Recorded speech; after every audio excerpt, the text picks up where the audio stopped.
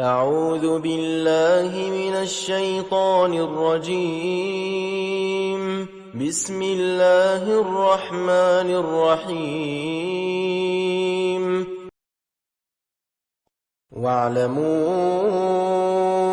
أنما غنمتم من شيء فأن لله خمسه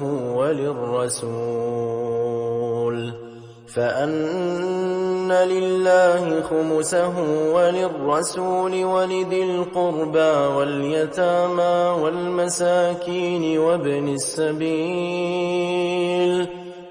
السبيل إن كنتم آمنتم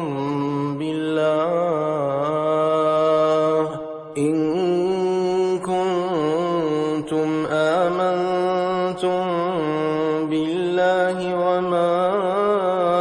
أنزلنا على عبدنا يوم الفرقان يوم التقى الجمعان والله على كل شيء قدير. إذ أنتم بالعدوة الدنيا وهم بالعدوة القصوى والركب أسفل منكم ولو تواعدتم لاختلفتم في الميعاد ولكن ليقضي الله أمرا كان مفعولا ليهلك من هلك عن بينة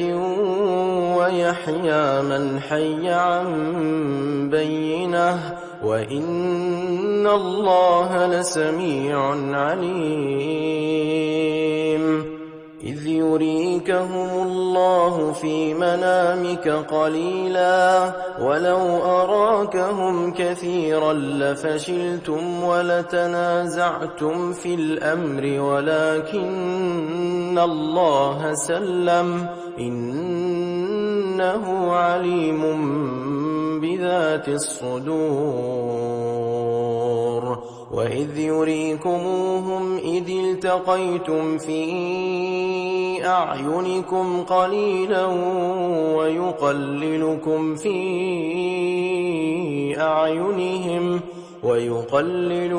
في أعينهم ليقضي الله أمرا كان مفعولا وإلى الله ترجع الأمور. يا أيها الذين آمنوا إذا لقيتم فئة فاثبتوا واذكروا الله كثيرا لعلكم تفلحون. وأطيعوا الله ورسوله ولا تنازعوا فتفشلوا وتذهب ريحكم واصبروا إن الله مع الصابرين. ولا تكونوا كالذين خرجوا من ديارهم بطرا ورئاء الناس ويصدون عن سبيل الله والله بما يعملون محيط. وإذ زين لهم الشيطان أعمالهم وقال لا غالب لكم اليوم من الناس وإني جار لكم فلما تراءت الفئتان نكص على عقبيه وقال إني بريء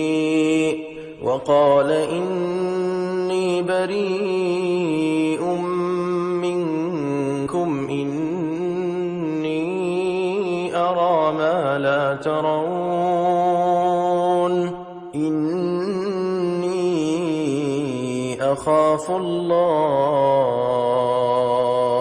والله شديد العقاب. إذ يقول المنافقون والذين في قلوبهم مرض غر هؤلاء دينهم ومن يتوكل على الله فإن الله عزيز حكيم. ولو ترى إذ يتوفى الذين كفروا الملائكة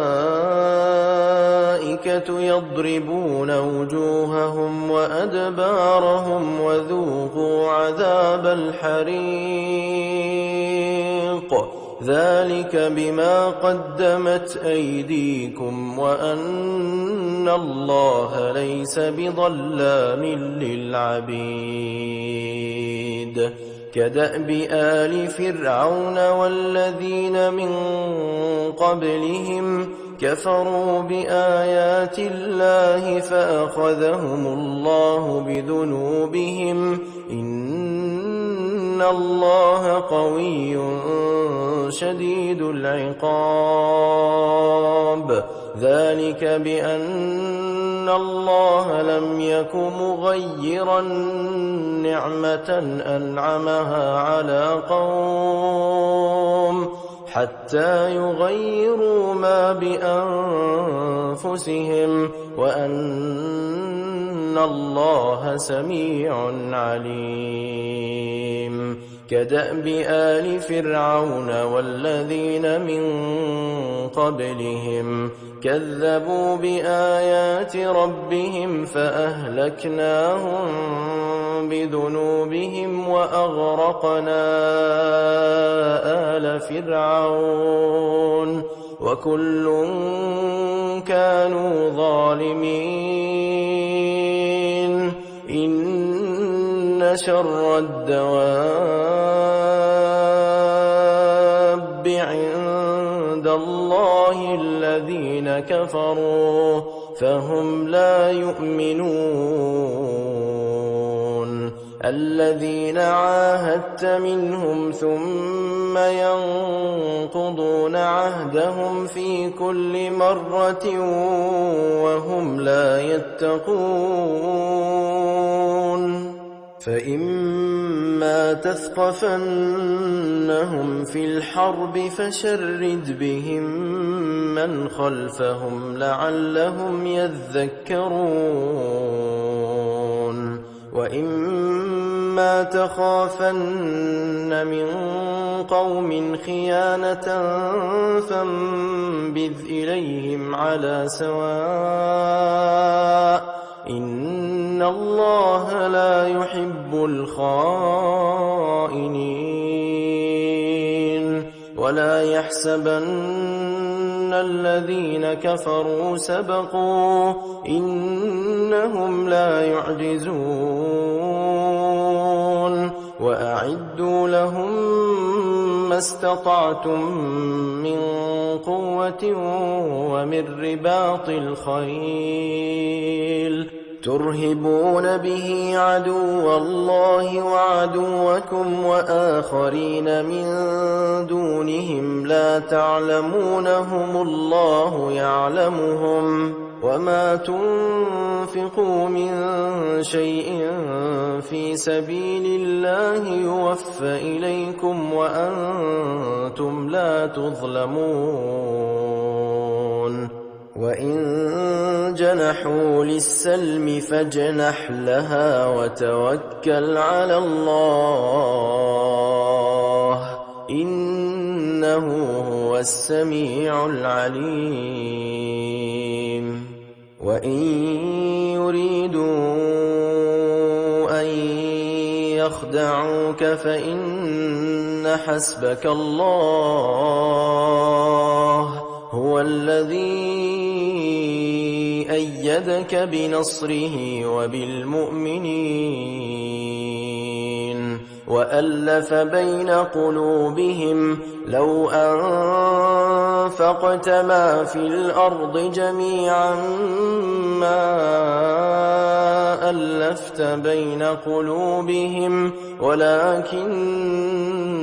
الله ألف بينهم إنه عزيز حكيم. يا أيها النبي حسبك الله ومن اتبعك من المؤمنين. يا أيها النبي حرض المؤمنين على القتال إن يكن منكم 20 صابرون يغلبوا 200 وإن يكن منكم 100 يغلبوا 1000 من الذين كفروا بأنهم قوم لا يفقهون. الآن خفف الله عنكم وعلم أن فيكم ضعفا فإن يكن منكم 100 صابرة يغلبوا 200 وإن يكن منكم 1000 يغلبوا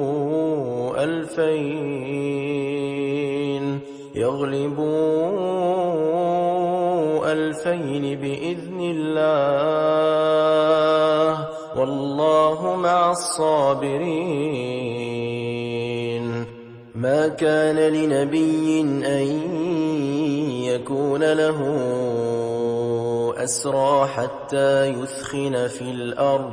تريدون عرض الدنيا والله يريد الآخرة والله عزيز حكيم. لولا كتاب من الله سبق لمسكم فيما أخذتم عذاب عظيم. فكلوا مما غنمتم حلالا طيبا واتقوا الله إن الله غفور رحيم. يا أيها النبي قل لمن في أيديكم من الأسرى إن يعلم الله في قلوبكم خيرا يؤتكم خيرا مما أخذ منكم ويغفر لكم والله غفور رحيم. وإن يريدوا خيانتك فقد خانوا الله من قبل فأمكن منهم والله عليم حكيم. إن الذين آمنوا وهاجروا وجاهدوا بأموالهم وأنفسهم في سبيل الله والذين آووا ونصروا أولئك بعضهم أولياء بعض والذين آمنوا ولم يهاجروا ما لكم من ولايتهم من شيء حتى يهاجروا وإن استنصروكم في الدين فعليكم النصر إلا على قوم بينكم وبينهم ميثاق والله بما تعملون بصير. والذين كفروا بعضهم أولياء بعض إلا تفعلوه تكن فتنة في الأرض وفساد كبير والذين آمنوا وهاجروا وجاهدوا في سبيل الله والذين آووا ونصروا أولئك هم المؤمنون حقا لهم مغفرة ورزق كريم والذين آمنوا من بعد وهاجروا وجاهدوا معكم فأولئك منكم وأولو الأرحام بعضهم أولى ببعض في كتاب الله إن الله بكل شيء عليم.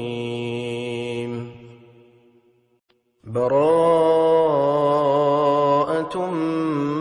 من الله ورسوله إلى الذين عاهدتم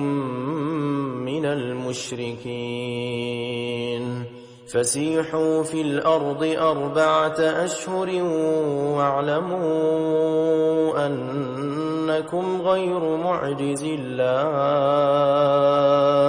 وأن الله مخزي الكافرين. وأذان من الله ورسوله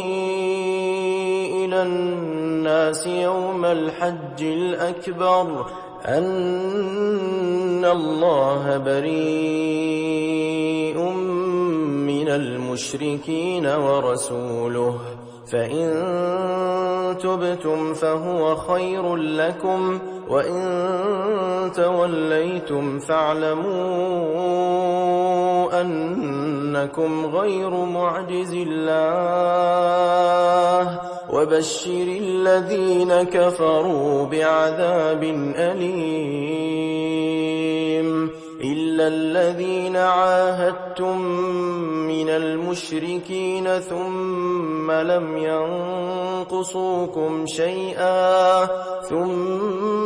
ينقصوكم شيئا ولم يظاهروا عليكم أحدا فأتموا إليهم عهدهم إلى مدتهم إن الله يحب المتقين. فإذا انسلخ الأشهر الحرم فاقتلوا المشركين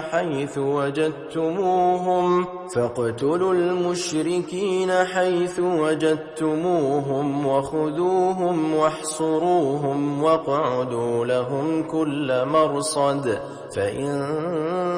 تابوا وأقاموا الصلاة وآتوا الزكاة فخلوا سبيلهم إن الله غفور رحيم.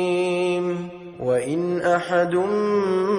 من المشركين استجارك فأجره حتى يسمع كلام الله ثم أبلغه مأمنه ذلك بأنهم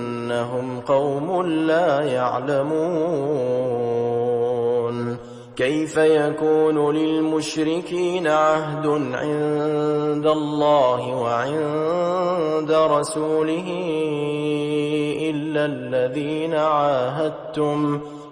الذين عاهدتم عند المسجد الحرام فما استقاموا لكم فاستقيموا لهم إن الله يحب المتقين. كيف وإن يظهروا عليكم لا يرقبوا فيكم إلا ولا ذمة يرضونكم بأفواههم وتأبى قلوبهم وأكثرهم فاسقون. اشتروا بآيات الله ثمنا قليلا فصدوا عن سبيله إنهم ساء ما كانوا يعملون لا يرقبون في مؤمن إلا ولا ذمة وأولئك هم المعتدون فإن تابوا وأقاموا الصلاة وآتوا الزكاة فإخوانكم في الدين ونفصل الآيات لقوم يعلمون وإن نكثوا أيمانهم من بعد عهدهم وطعنوا في دينكم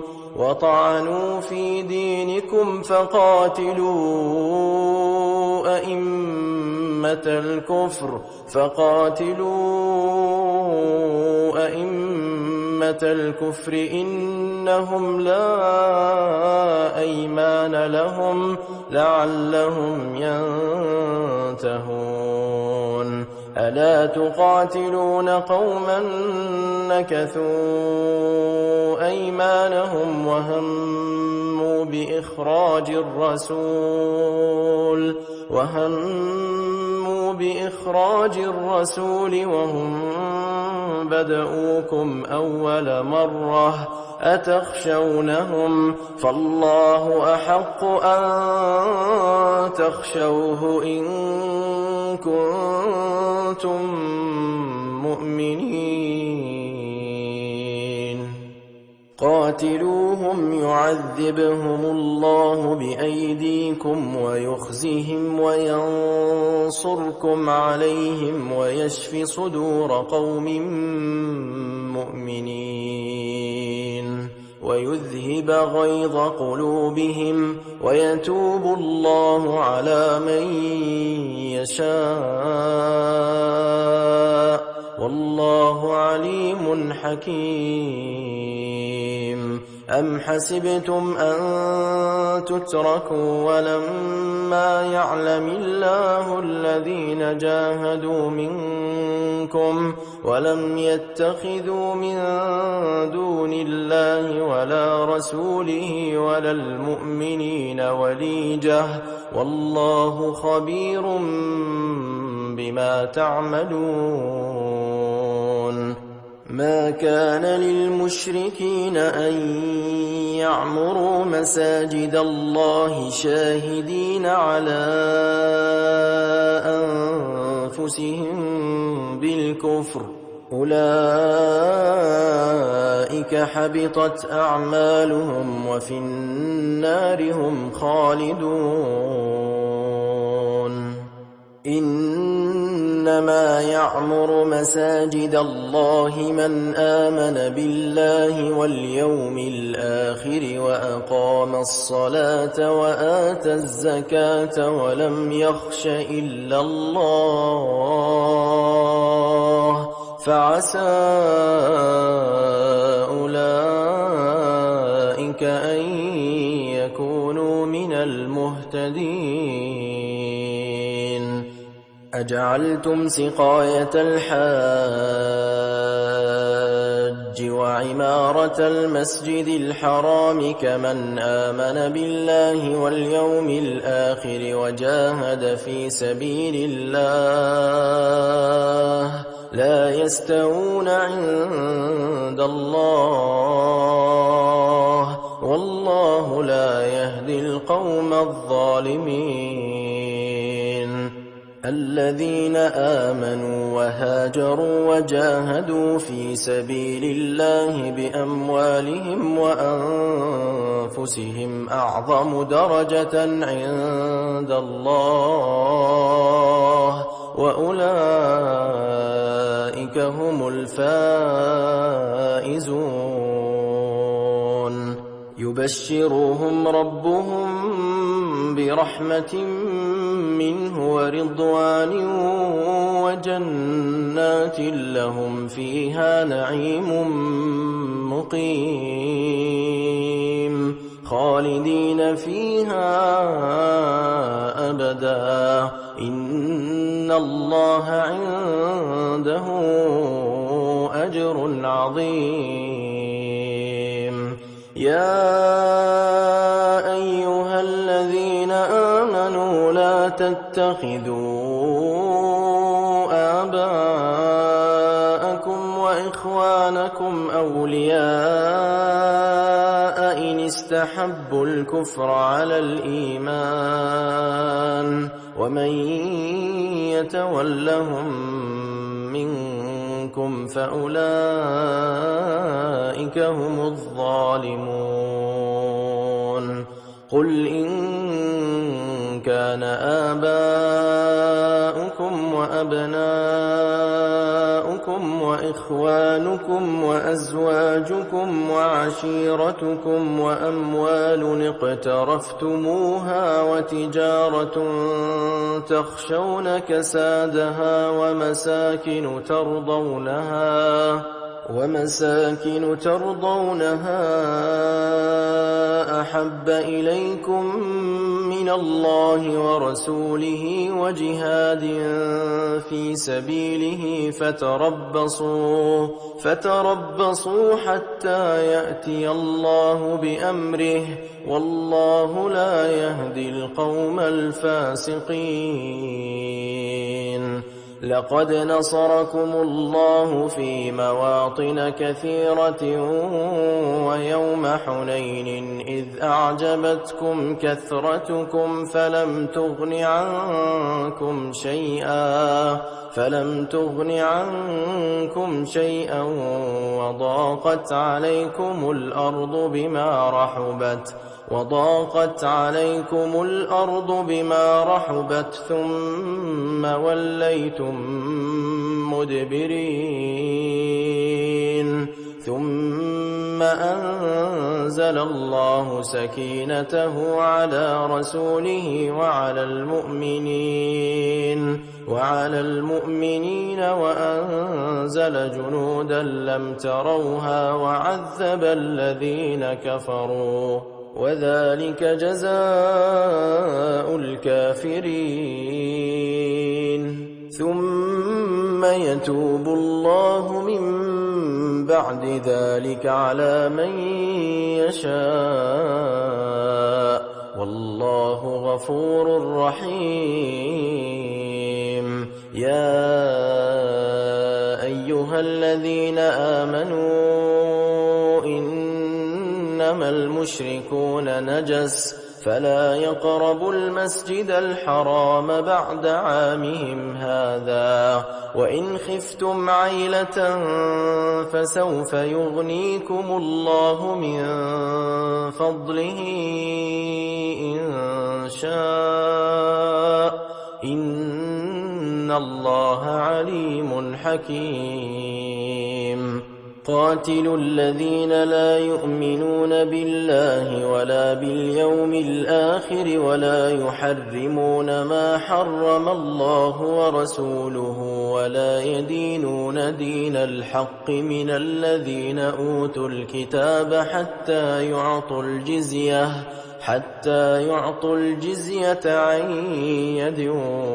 وهم صاغرون.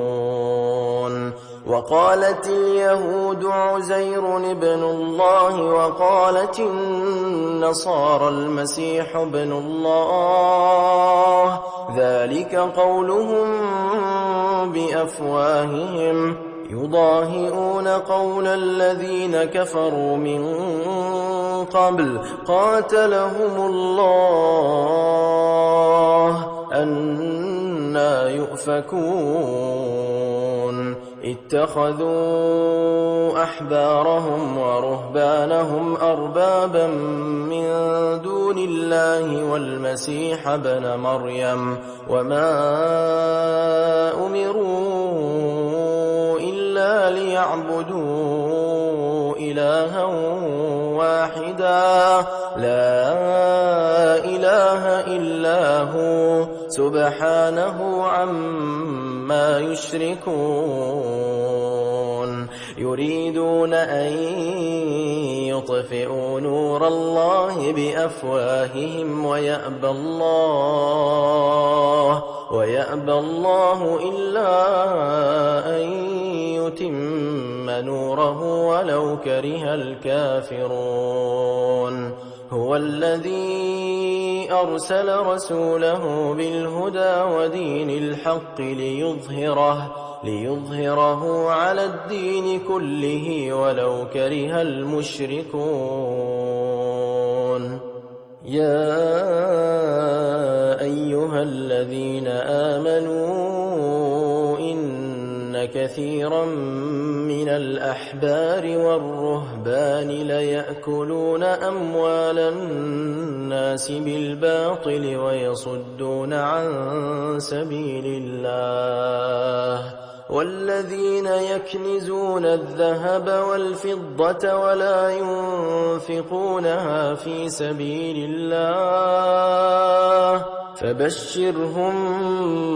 بعذاب أليم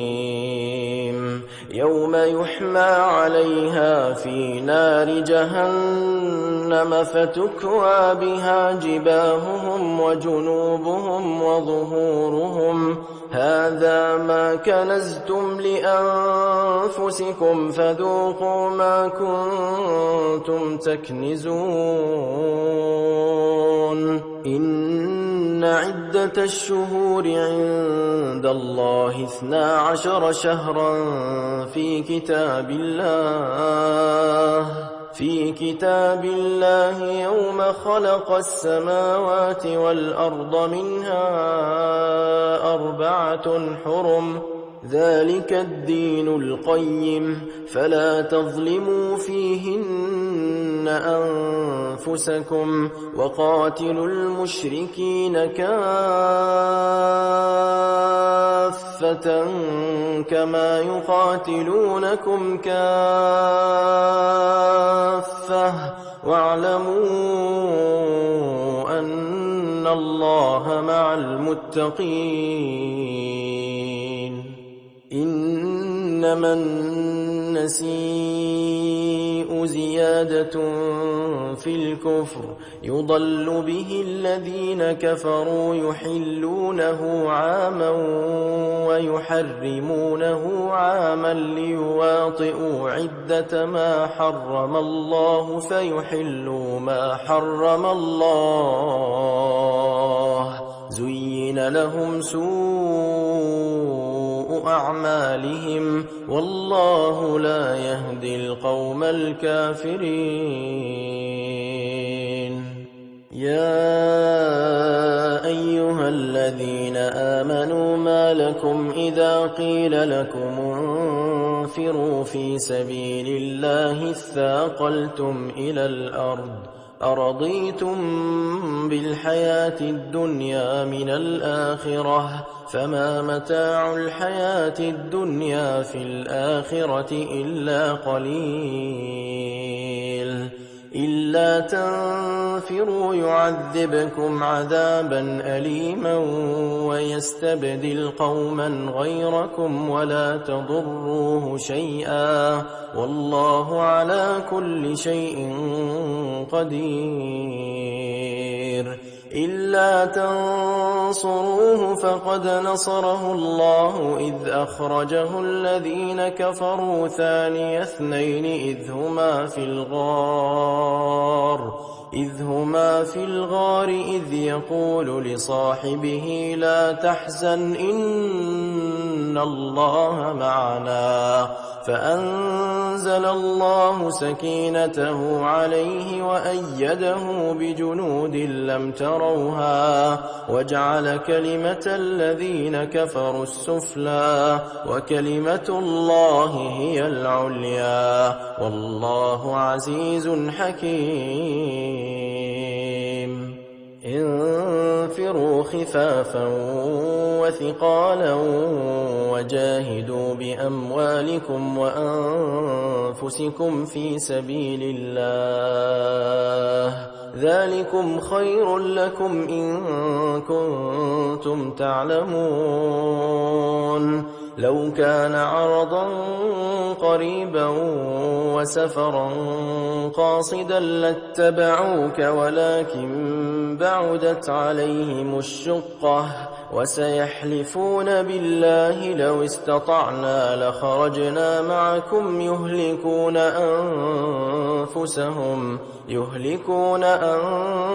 أنفسهم والله يعلم إنهم لكاذبون. عفى الله عنك لم أذنت لهم حتى يتبين لك الذين صدقوا وتعلم الكاذبين. لا يستأذنك الذين يؤمنون بالله واليوم الآخر أن يجاهدوا بأموالهم وأنفسهم والله عليم بالمتقين. إنما يستأذنك الذين لا يؤمنون بالله واليوم الآخر وارتابت قلوبهم فهم في ريبهم يترددون. ولو أرادوا الخروج لأعدوا له عدة ولكن كره الله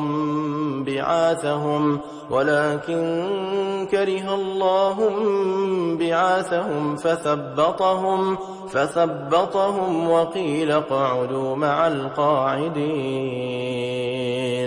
لو خرجوا فيكم ما زادوكم إلا خبالا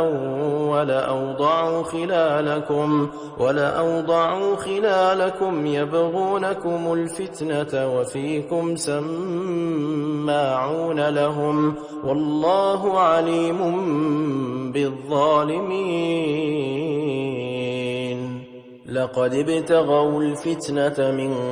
قبل وقلبوا لك الأمور حتى جاء الحق وظهر أمر الله وهم كارهون. ومنهم من يقول ائذن لي ولا تفتني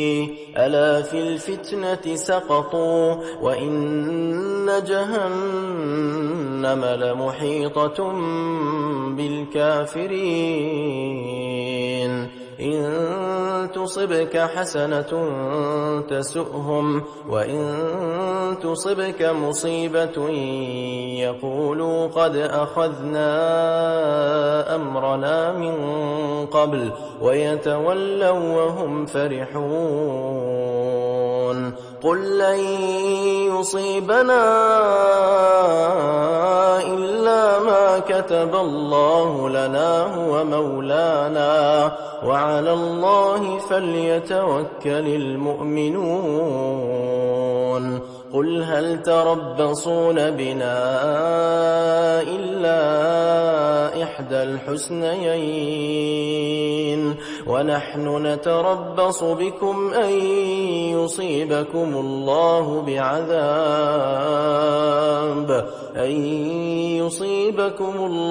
بعذاب من عنده أو بأيدينا فتربصوا إنا معكم متربصون. قل أنفقوا طوعا أو كرها لن يتقبل منكم إنكم كنتم قوما فاسقين. وما منعهم أن تقبل منهم نفقاتهم إلا أنهم كفروا بالله وبرسوله ولا يأتون الصلاة إلا وهم كسالى ولا ينفقون إلا وهم كارهون. فلا تعجبك أموالهم ولا أولادهم إنما يريد الله ليعذبهم بها في الحياة الدنيا وتزهق أنفسهم وهم كافرون ويحلفون بالله إنهم لمنكم وما هم منكم ولكنهم قوم يفرقون لو يجدون ملجأ أو مغارات أو مدخلا لولوا إليه وهم يجمحون ومنهم من يلمزك في الصدقات فإن أعطوا منها رضوا وإن لم يعطوا منها إذا هم يسخطون ولو أنهم رضوا ما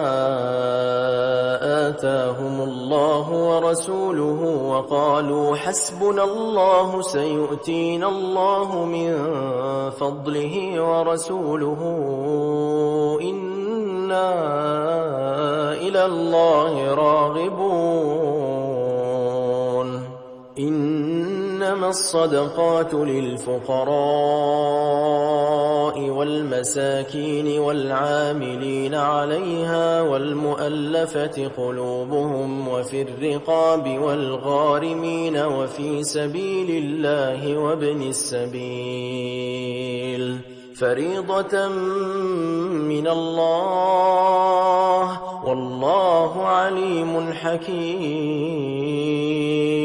ومنهم الذين يؤذون النبي ويقولون هو أذن قل أذن خير لكم يؤمن بالله ويؤمن للمؤمنين ورحمة للذين آمنوا منكم والذين يؤذون رسول الله لهم عذاب أليم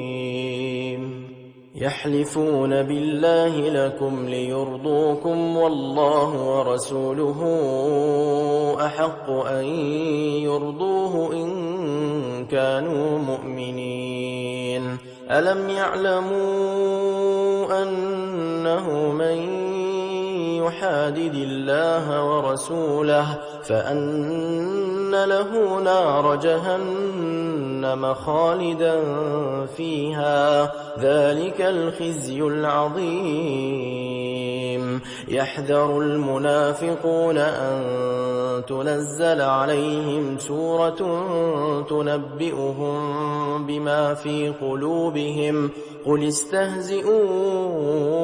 إن الله مخرج ما تحذرون ولئن سألتهم ليقولن إنما كنا نخوض ونلعب قل أبالله وآياته ورسوله كنتم تستهزئون لا تعتذروا قد كفرتم بعد إيمانكم إن نعف عن طائفة منكم نعذب طائفة بأنهم كانوا مجرمين المنافقون والمنافقات بعضهم من بعض يأمرون بالمنكر وينهون عن المعروف ويقبضون أيديهم نسوا الله فنسيهم إن المنافقين هم الفاسقون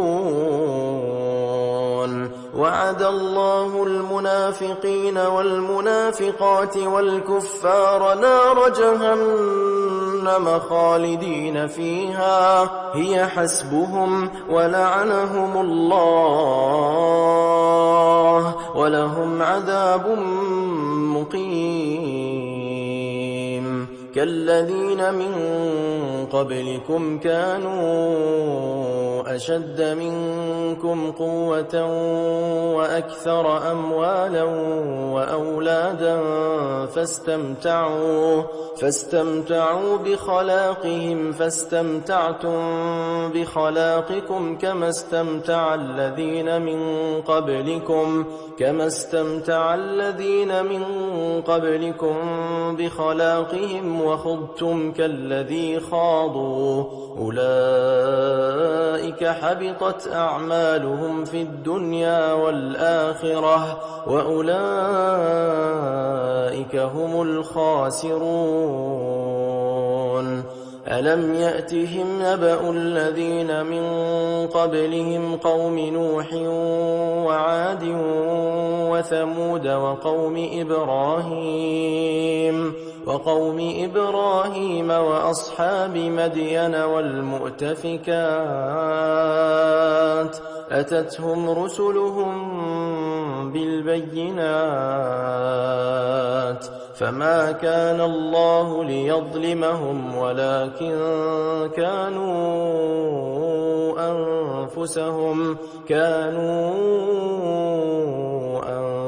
أنفسهم يظلمون والمؤمنون والمؤمنات بعضهم أولياء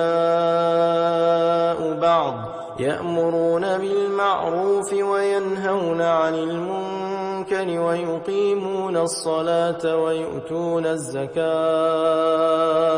ويؤتون الزكاة ويطيعون الله ورسوله أولئك سيرحمهم الله إن الله عزيز حكيم وعد الله المؤمنين والمؤمنات جنات تجري من تحتها الأنهار خالدين فيها ومساكن طيبة في جنات عدن ورضوان من الله أكبر ذلك هو الفوز العظيم يا أيها النبي جاهد الكفار والمنافقين واغلظ عليهم ومأواهم جهنم وبئس المصير يحلفون بالله ما قالوا ولقد قالوا كلمة الكفر وكفروا بعد إسلامهم وهموا بما لم ينالوا وما نقموا إلا أن أغناهم الله ورسوله من فضله فإن يتوبوا يك خيرا لهم وإن يتولوا يعذبهم الله عذابا أليما في الدنيا والآخرة وما لهم في الأرض من ولي ولا نصير ومنهم من عاهد الله لئن آتانا من فضله لنصدقن ولنكونن من الصالحين فلما آتاهم من فضله بخلوا به وتولوا وهم معرضون فأعقبهم نفاقا في قلوبهم إلى يوم يلقونه بما أخلفوا الله ما وعدوه وبما كانوا يكذبون ألم يعلموا أن الله يعلم سرهم ونجواهم وأن الله علام الغيوب الذين يلمزون المطوعين من المؤمنين في الصدقات والذين لا يجدون إلا جهدهم فيسخرون منهم سخر الله منهم ولهم عذاب أليم استغفر لهم أو لا تستغفر لهم إن تستغفر لهم 70 مرة فلن يغفر الله لهم ذلك بأنهم كفروا بالله ورسوله والله لا يهدي القوم الفاسقين فرح المخلفون بمقعدهم خلاف رسول الله وكرهوا أن يجاهدوا بأموالهم وأنفسهم في سبيل الله وقالوا لا تنفروا في الحر قل نار جهنم أشد حرا لو كانوا يفقهون فليضحكوا قليلا وليبكوا كثيرا جزاء بما كانوا يكسبون فإن رجعك الله إلى طائفة منهم فاستأذنوك للخروج فقل لن تخرجوا معي أبدا ولن تقاتلوا معي عدوا إنكم رضيتم بالقعود أول مرة فاقعدوا مع الخالفين ولا تصل على أحد منهم مات أبدا ولا تقم على قبره إنهم كفروا بالله ورسوله وماتوا وهم فاسقون ولا تعجبك أموالهم وأولادهم إنما يريد الله أن يعذبهم بها في الدنيا وتزهق أنفسهم وهم كافرون وإذا أنزلت سورة أن آمنوا بالله وجاهدوا مع رسوله استأذنك أولو الطول منهم وقالوا ذرنا نكن مع القاعدين رضوا بأن يكونوا مع الخوالف وطبع على قلوبهم فهم لا يفقهون لكن الرسول والذين آمنوا معه جاهدوا بأموالهم وأنفسهم وأولئك لهم الخيرات وأولئك هم المفلحون أعد الله لهم جنات تجري من تحتها الأنهار خالدين فيها ذلك الفوز العظيم وجاء المعذرون من الأعراب ليؤذن لهم وقعد الذين كذبوا الله ورسوله سيصيب الذين كفروا منهم عذاب أليم ليس على الضعفاء ولا على المرضى ولا على الذين لا يجدون ما ينفقون حرج إذا نصحوا لله ورسوله ما على المحسنين من سبيل والله غفور رحيم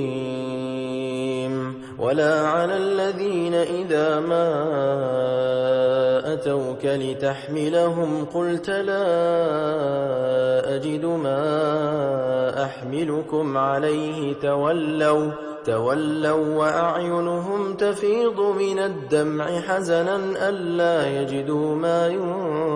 ينفقون إنما السبيل على الذين يستأذنونك وهم أغنياء رضوا بأن يكونوا مع الخوالف وطبع الله على قلوبهم فهم لا يعلمون